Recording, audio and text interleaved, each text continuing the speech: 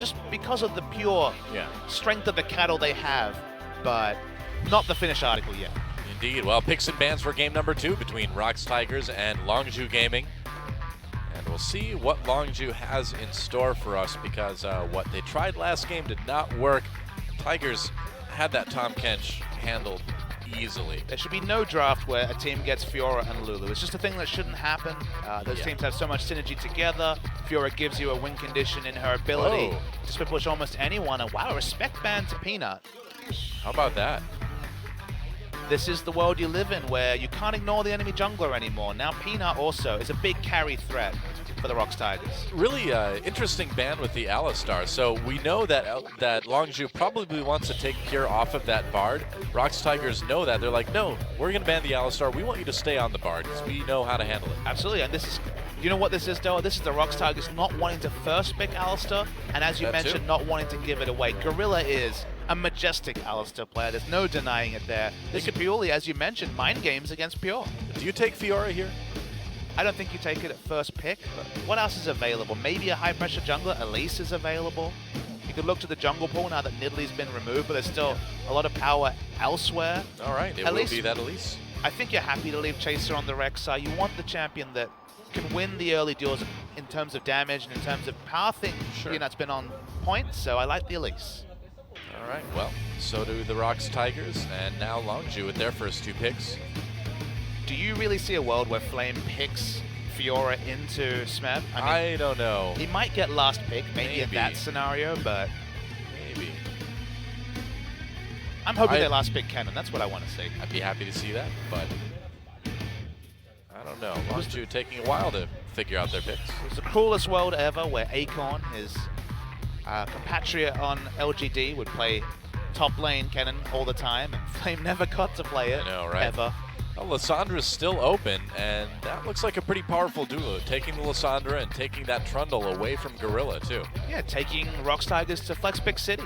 Yep. 2 very strong flex picks. Red side drafting ever showed what was possible at IEM and just previous to IEM with flex picks on the red side, so very solid start to the draft for Longzhu. Now, Gorilla is an incredible Thresh player, so I don't think this really hurts the Tigers too much. Can you name his bad champions? No. Because his support Kennen was wonderful last season. He was the one who made Janna popular back in Season 4. Absolutely. I mean, he's really good on everything, pretty much. So Gorilla will get one of his good champions. That part is definitely... I haven't seen him do support Xerath, so I guess I don't know how good he is with that. Support You might actually be a better support Xerath than Gorilla. I think that's actually impossible. At minimum, a more practiced support Xerath. That may be true. Bray has also been highly prioritizing the Kalista, but it's now turned over to Lucian duty. I really like the attack speed. Tristana we saw last time. Look at this. Longzhu, okay, double AD. This is interesting. Yeah, Kindred Kalista. So talking to junglers, specifically talking to Dexter, he's a big proponent that at least one of the best picks into Kindred, just because you can kill her, specifically pre-6, and this is going to be Chaser picking the Kindred into Elise, so that could be tricky. I think we could definitely see a support Poppy for Gorilla. Quinn is available. That's been perma-banned against Smeb as well. That's also true, yeah. You're not going to see Zed with Lysandra, the only solo lane that's been committed to. You could see Victor, though, and there's the Poppy. Okay, so the question is, where's this Poppy and this Tahm Kench going to go? It could be flexed either way.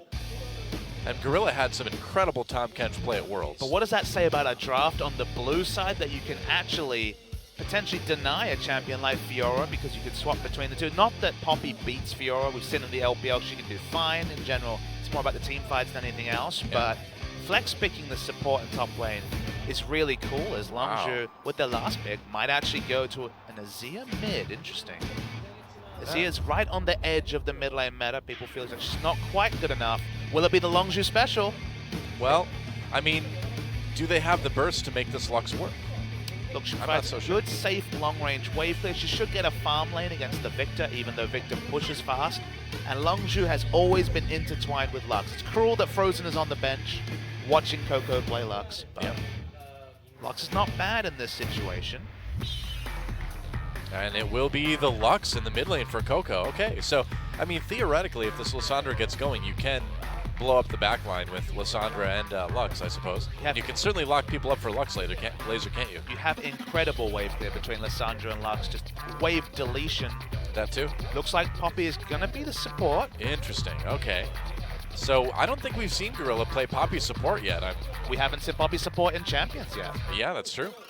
I think it's very powerful, specifically against gap closes. Obviously, Trundle doesn't have any of those. It stops the dash coming through from both Flame and Chaser. Well, Poppy with Kalista around is hilarious because Kalista's hop is... that was a swap. Oh, did they swap it? Oh, okay. So Tahm Kench will be played by Gorilla then, and Smev will be on that Poppy. They switched at the last second. You have until about 20 seconds to make that change. All right, so it's going to be Poppy top.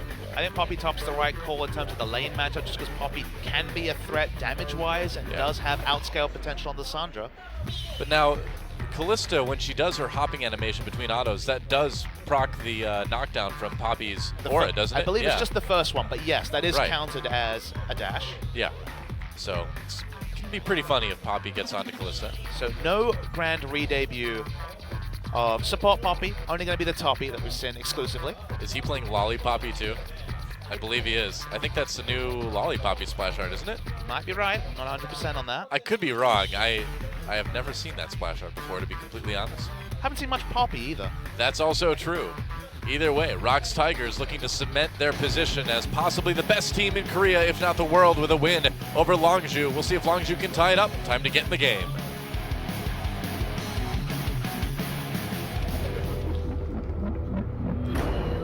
Find you acting on your best behavior. Turn your back on Mother. All right, turn my back on Mother Nature. Global warming fighting, I guess. All right, my song said so.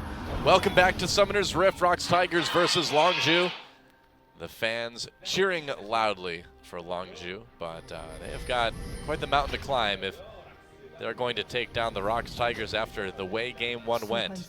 So, of course, the most interesting thing about Champ Set was the last second pivot to Poppy top, but I want to point something else out, though, is that Longzhu has gone double teleport, but one of those double teleports is on a Lux with that is interesting, with an Elise support, with an Elise jungle, sorry, so no cleanse. Kuro has taken cleanse as a respect against Lissandra Roam, potentially against other CC, but Lux, a fairly immobile champion, fairly slow, really weak to champions CCing her, doesn't have cleanse, so I think that's the go button to play around this mid lane. It's not Lollipoppy. I'm disappointed. Confirmed. Oh well. You know when Riot was giving people a bunch of free skins for like good behavior and stuff like that? I got Lollipoppy. That was my gift. Thanks, Riot. How do you really intuit what that means? I've still never played a game on Poppy. One of the few champs I haven't actually played. Ever. The new Poppy, I think, is pretty good. I mean, the old Poppy, of course, if you could just farm for free and somehow get CS, was good in the late game also, but yeah. The new Poppy, very flexible. I actually like her in support more than top, but we haven't seen that yet in Champions. Almost. We almost did today. I mean, we came pretty damn close. We're like 2 seconds away from a support Poppy, then cruelly denied. Yep.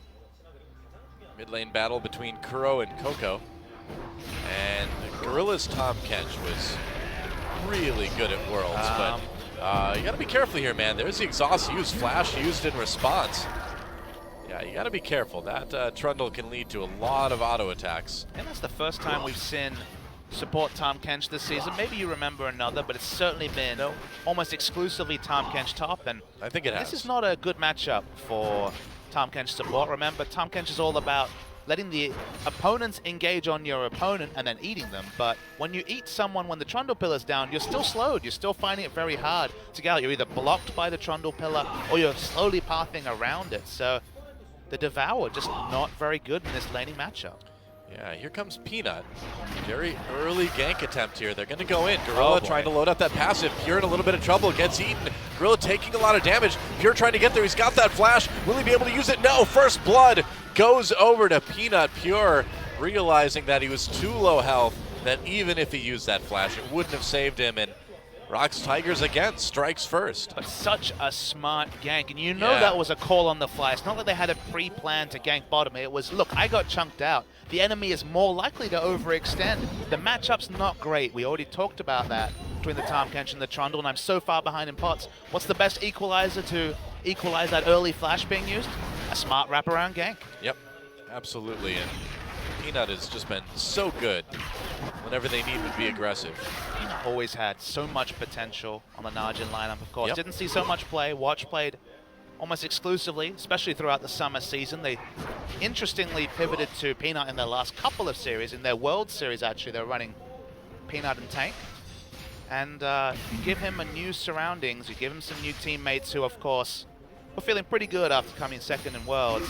They're looking to go one better, Doa. Oh, Coco flashes, and now that is a very dangerous lane for Lux. A teleport Lux with no flash for 5 minutes is isn't going to leave the turret very much. Gorilla's going to find that ward with his pink ward, creating a little bit safer of a lane for Smed.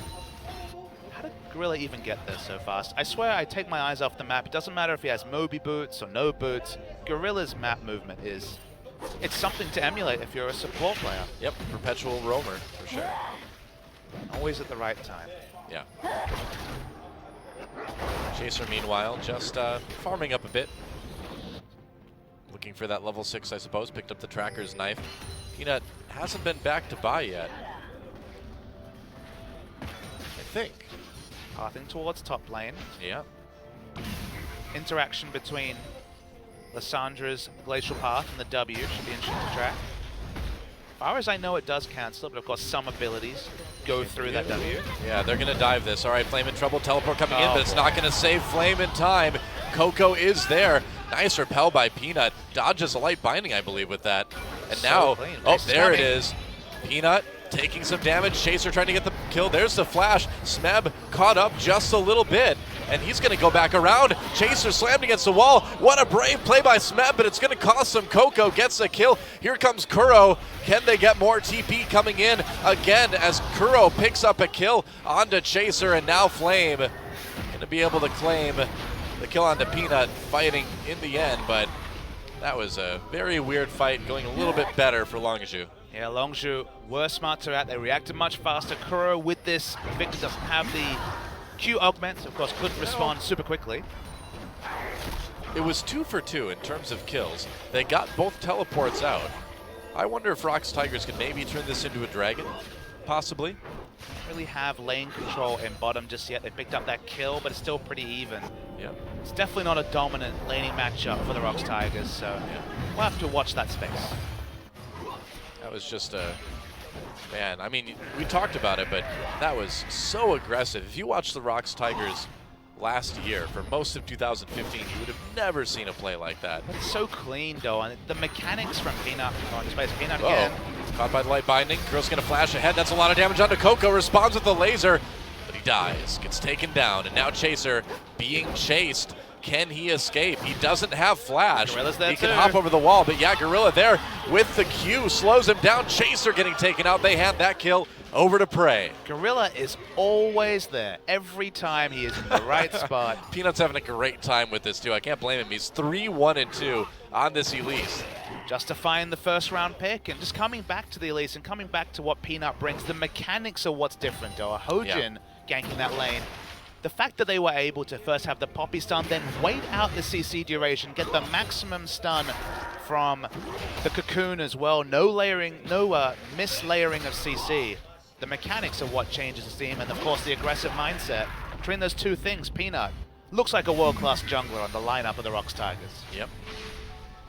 One of the things I love the most about the ROX Tigers is that you're never going to have one of those boring, passive early games with these guys. They are always going to try to make plays, and they're good at it. I mean, even in a game where maybe they should be passive in the early game, they have Peanut. He doesn't have passive as one of his gears. He's all in. He's basically that poker player that's all in or fold every hand. You know they don't, you say like people don't have a single like bone in their body with a certain quality. I think Peanut doesn't have a certain segment, or doesn't have any segments of DNA in his body that say passive. He's bloodthirsty to the core. It's probably officially true and also effectively true. It's great. Chase is back up top. Chase has been boxing with shadows this series. Peanut has run the series throughout. Yeah. Now Flame could be in trouble again. He's got flash, but he may be coming. He's waiting for Elise to get close to top. Yeah. Well, it's 2v2 time. I guess so. Well, Chaser's probably going to give up. Yeah, he's walking away, but the timing is awkward. As Peanut coming in now, Smeb gets locked up with that W. Oh, Peanut's just going to walk up. I don't think they saw him. Doesn't have flash to heroic charge him back into Peanut. Here comes Pure, making his way towards that top lane. Oh, scumbag minion. Last fire on that one. Yep. Oh, Chaser's right there. They spot him with a ward. Peanut in a little bit of trouble, though. Chaser doing some damage, but Gorilla, again, he's always there. Pure is there, too, though. Peanut low. They can't quite fight this. They're going to have to disengage. It's not just that he's there, it's that he's always there first. He's always there in the right place at the right time, too. Well, we'll stop this Gorilla loving for just a second to note the blue buff I will being never passed stop loving Gorilla. He gives you good reason. He brings you back, doesn't he? He just makes me happy. He's a true representation of bloodthirsty support. We'll go back to the bot lane, which we've literally not touched on at all because Gorilla and Pure have both not been there. Ray's got a very slight CS lead. Oh, look at this, actually. Different itemization from Captain Jack. It might be Bloodthirster first from the Kalista. This, of course, was the original build before Blade the Ruin King became popular. It was Bloodthirster Hurricane. Yeah. It's more expensive now, but maybe you just need that extra bit of sustain, that overshield to stay alive in fights, because Captain Jack wasn't staying alive in any fights in the previous game. I think you're right. I think that really is it. He's just feeling the pressure from what happened last game. The person diving him now in Smeb doesn't have burst damage. He has consistent damage, so the ability to have that overshield and lifesteal might mean that he lives longer than if he had Blade, because Blade against this Poppy sounds good, but in practice doesn't do very much. Yeah. You know what's interesting about Flame playing this Lissandra too is that he's really getting to be kind of the Flame of old in that he's sitting back just CSing. He's got about a 20 CS lead already. And we know that Flame likes to just sit back and farm. He's got the lane dominant champion, and yep, it's not necessarily farm, but the Frost Queen's claim means that he's, winning out every trade in terms of just effective gold. He'll very soon have the Frost Queen's claim completed and pile on the gold. So maybe not Flame Horizon in terms of CS, but he should have a healthy gold lead in top. Yeah, probably. Peanut, Cinder Hulk Elise, that's what we were expecting. That's why it was so surprising to see Flawless staunchly with the Runic Echo Elise in the previous series. Well, that's what we call a bad idea. Yep. And he suffered for it. Runeglaive made a certain amount of sense with the burst, and oh boy. Teleport coming in, Flame wants to make a play, and Smeb throwing against the wall, another TP comes, Coco tries to get to the mid lane, gets locked up, Kuro and Peanut right there, Chaser going after Peanut, Flame trying to chase it, flashes, doesn't land the ultimate, now he uses on Kuro, Smeb comes back in, a lot of damage onto Flame, Flame in trouble, kept alive by that Lambda Spite, not anymore, Peanut with the execute, turning now onto Chaser, who flashes away, but he's gonna get caught by the cocoon, and that's a kill for Kuro. Coco, ooh, gotta be careful there, man. Peanut is so good. He repelled the animation of the Lissandra ultimate. I have never seen that done ever before. I'm not willing to say it was luck. That was just an amazing reaction. Oh boy. Yeah. You're gonna get the Rift Scuttler after this. Meanwhile, Gorilla and Prey pushing up that bottom lane. No dragons yet this game, by the way. Rift Scuttler given over to maybe Curl. We don't know yet. Ah, yes, the Rift Scuttler with Victor. That is some wave play. Yes, it is.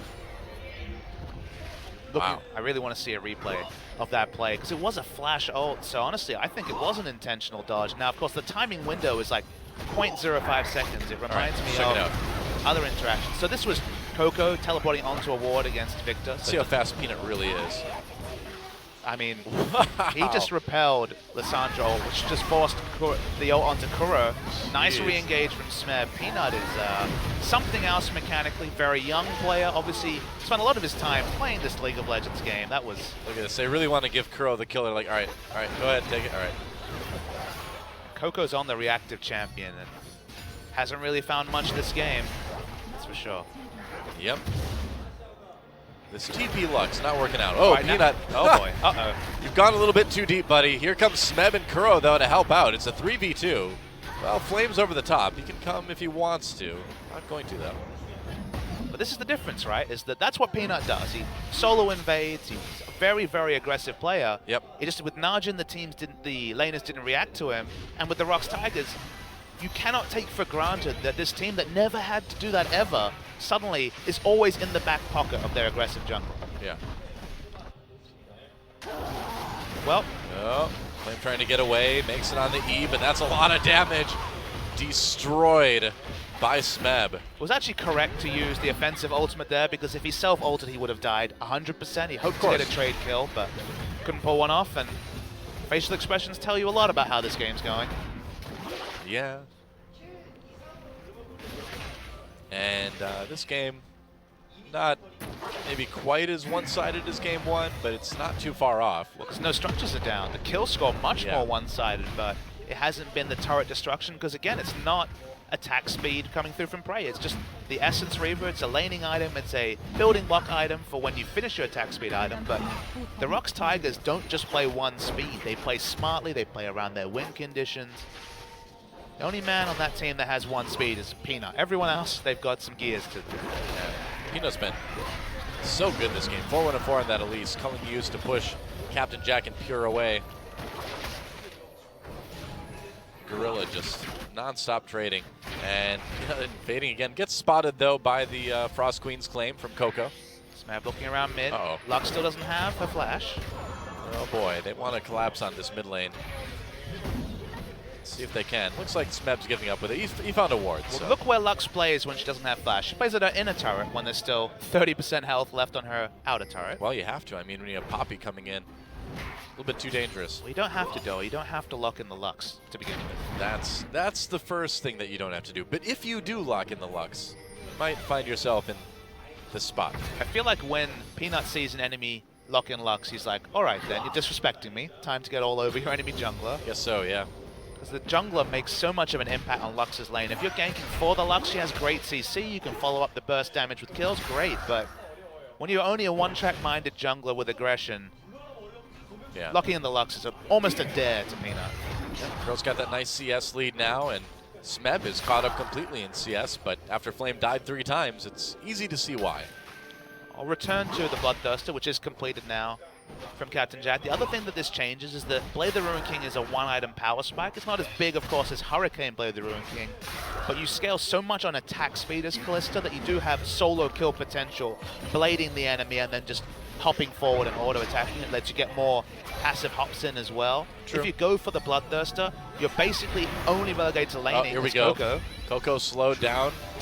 Kuro doing quite a bit of damage. He's going for it, man.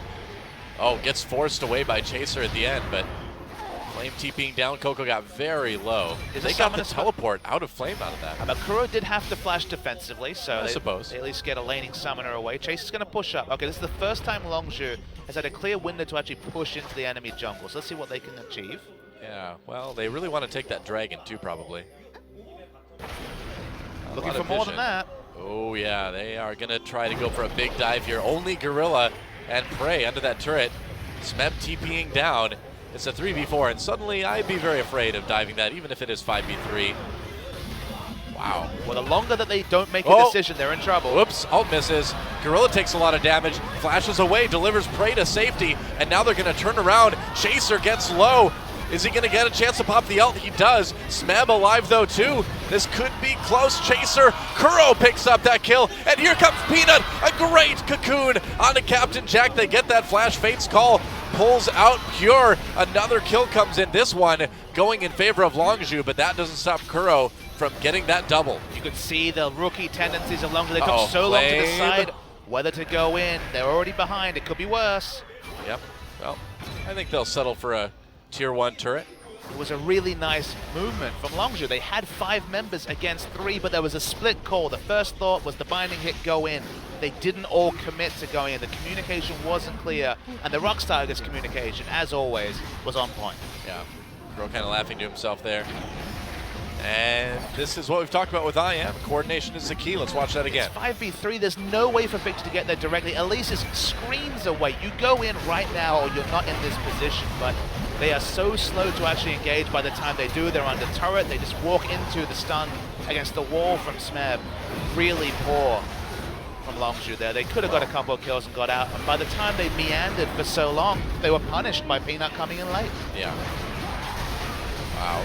Great response, too, by Gorilla to immediately eat up Prey when he knew that damage was coming in from Coco. And that really, really helped out, too. Again, that gank was less about the ROX Tigers. Oh, no. Gorilla Wow, they actually forced Chaser away with the culling. Gorilla's got a lot of health yet. This is at E. Manages to live and catch on to Pure, but I don't think they can follow that up. Yeah, this could be dangerous. Gorilla takes Prey to safety.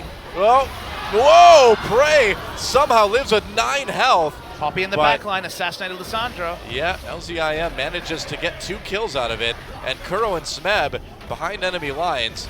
Low health members of Longzhu. Oh, Smeb going in, going after Captain Jack. Oh boy. Huge knockup with that verdict. Could be bad. He gets 2. Actually, they get 2 between Kuro and him. Chaser, meanwhile, finishes off Prey. I don't know why Prey just didn't immediately go back. He had 9 health. So the ROX Tigers just reinitiated 2v4. It ended up being 2v5. It ended up being 2v3, but oh boy, this Poppy's already unkillable. Kuro is on his tried and trusted Victor. He's always been wonderful at this champion. Single-handedly brought it into the meta about a year ago. Yeah.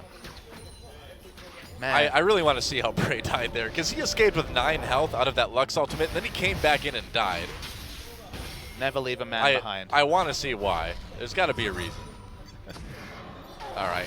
Well, and the Rift Herald's had enough. He's just off himself. He's like, I'm done with this. I just love it when that's a transitional point as a big fight just unveils. Like, oh, and also the Rift Herald. It's like, I can't take this anymore. I'm leaving. Yeah. Oh, we're looking at the vision for both teams right now. It's pretty even, maybe a little bit better, though, for the ROX Tigers with those pink wards in the river. I love that Kuro's against double AP and casually buys a Lichbane second. Doesn't need any of those Abyssal Scepters or anything. Nah, not necessary. Just relying on Gorilla to devour him at the right moment, and well, this works well so far. Every time Coco gets slowed or spotted out, this is the reality of Lux. It's why you don't see it in the meta. It's why you have to be so practiced with this pick, is that the downside of Lux is so immense. This is such a completely different game of League of Legends than we've seen lately. Still no dragons. And as soon as I say it, of course, ROX Tigers takes the first dragon. That's a nice little power boost, isn't it? I mean, 20 minutes is at minimum 8 minutes above the average timer we've seen even this week. And obviously there's been much, much earlier second dragons than 21 minutes. Yeah. Grab the blue buff there. Might have been a different game. The map pressure has still been pretty squarely on the side of the ROX Tigers. Oh boy, is it time for shenanigans? There's a ward there. So no. Yeah. Can't make a tricky Baron happen, it looks like. So hard to pull off those vision picks as Lux in a world where if you don't have visions, pop the Spooky Ghost, or just don't go there. Yep. One of the two. You have 2 options rather than just the don't go there. That sometimes is too much of a bait for some people. Yeah. Longzhu doing the right thing and clearing out some of these wards that was actually pretty close. ROX Tigers have put down. Gorilla casually steals the Rift Scholar. Oh, meanwhile, Captain Jack gets caught with that cocoon. That's dangerous. Lamb's Spike keeps him alive for the moment. Kuro on the outside of the fight comes back in for that kill. Smeb, meanwhile, in the back lines, helps Prey destroy Lux. Coco goes down in flame. That's a double kill now for Kuro. ROX Tigers just running rampant all over Longzhu. And that was with Prey taking over half his health randomly from the Baron because it was aggroed. Wasn't really a factor for that fight, but it didn't matter. The pick power and then the Abyssal Voyage from Gorilla just to go around the back was smart. They spot the ward, they keep DPSing down. There's no way Chaser gets anywhere near this Baron. Casual Glacial Baron taken by the ROX Tigers. Yep. And you gotta wonder at this point, who in the world is going to stop Smeb? Well, probably not someone in this game. Yeah. Kuro too, 7-0-6 on this Victor.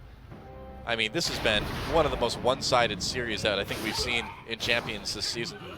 Through no major fault of Longzhu. They were poor in that collapse 5v3 down bot, but otherwise have been, you know, they've been competitive, but being competitive against the ROX Tigers is certainly a group effort. And things are maybe not so serious at the moment for the ROX Tigers. Wow, Kuro. That auto attack did 900 damage. I believe it did. That's just rude. Yeah. He didn't even use his gravity field there. Was that just not on? That was literally his Q auto attack did 800 of that damage. I guess gravity field, or not gravity field, I guess Chaos Storm must not have been up or something. He didn't think he had the range. He just went for the targeted Q. I suppose, yeah. Wow, Flame nearly killed straight up by the culling. There's just nothing Longzhu can do right now. Nope, no there isn't though. Yep. Not much more to say about that. Oh, Prey. ROX Tigers are basically going to do whatever they want at this point, which at this moment includes killing the inhibitor in mid. Yep, the inner turret and bottom taken out. This is a split push by Poppy. No teleport though. I guess it doesn't matter. They don't need 5 people. Yeah, you can take half of Captain Jack's health off with one death ray, so why not, you know? Smeb just pushing bot lane because he can, and I think we're in for a very fast game. Oh man, Coco dared to show his face around Kuro again. That was his mistake. You saw the Chaos Storm that time. Does some damage as well. 2 inhibitors taken with this Baron already, and I guess the ROX Tigers are going to back away, but you got to wonder if they maybe could have even just pushed for the win there. I think it's right for... It's good to play safe. For future performance, there's no reason. You don't learn anything from overstaying and creating bad habits, so smart to just back away. I suppose. Let's look at some of these gold differences. It's 5,000 in mid. Okay, that's pretty standard. Just normal numbers there. Yep. I mean, you take Lux into Victor, you take Lux into Elise, and this is what happens. Yeah, I think you're right. Calling used again. Those are praise grubs. Well, whoa, that's praise laser to the face too. He cannot possibly live through this. Gorilla eats him up. Nope. He died inside Gorilla. That's awkward. Here comes Kuro. Yeah, that's right. Kuro on the side. They've got Longzhu all bottled up, and it's just a shooting gallery right now for the ROX Tigers. Goodbye, Flame. So goodbye, Flame. Oh, he's not going to kill him, is he? Goodbye, Flame. Yeah. There we go. The fade away. And Pure. Last one left. Yep, let Gorilla have it. That's an ace.